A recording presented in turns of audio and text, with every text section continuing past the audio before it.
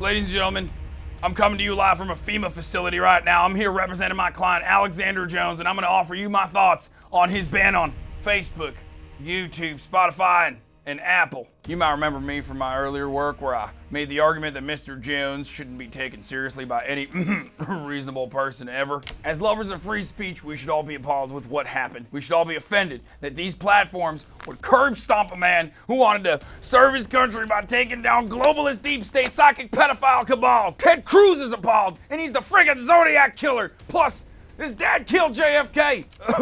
Hypothetically. Sure, Mr. Jones repeatedly attacked families of Sandy Hook victims by claiming the school shooting never happened, which spurred entire online communities of psychopaths who would routinely harass these people, but Mr. Jones stopped when he got sued for defamation and then lied about ever making such claims. Although he did make similar suggestions about David's Hogg and the aftermath of the Parkland school shooting, but to be fair, Mr. Hogg is clearly afraid of Mr. Jones's speech as InfoWars generously offered to give the crisis actor a platform to spout his pro-CNN propaganda.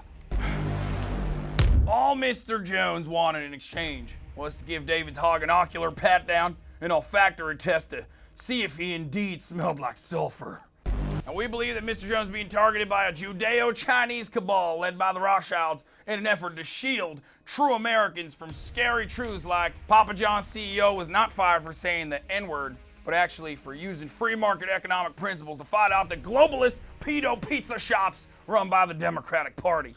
Truths like the government's turning frogs gay, and then the California straw ban is simply to ban my client's clean water straws, which is the last line of defense against the government trying to turn you gay. Other truths such as Hasan is the best Fortnite player among political voices in America, despite being routinely stream sniped by other lesser Fortnite players involved in socialist gang activity like Antifa.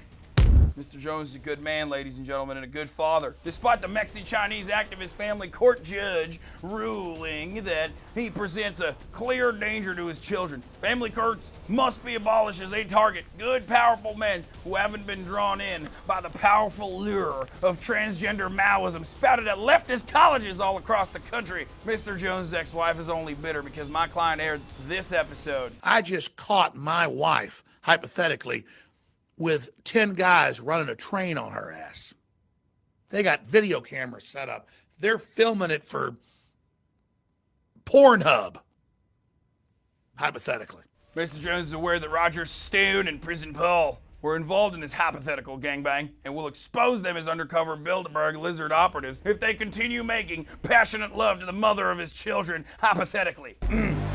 Mr. Jones is a pillar in his community, and he's a business leader who has demonstrated profound understanding of business by turning lying to his gullible Looney Tunes fan base into sizable profits. No one can haggle clean water straws down to $10 a pop, only to upmark them to $50 and then start telling you about how the water's making you gay.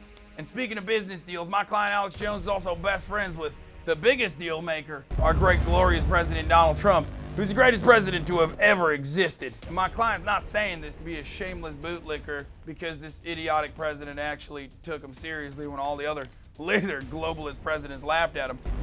The globalist media is afraid of the powerful bond these two men shared when they docked one faithful evening in Moscow. We have the documents, ladies and gentlemen. Which brings me to my final point. By the power vested in me by the state of Texas Bar Association and Better Dreams Online College, I call on the big government to interfere in private corporations with heavy regulation.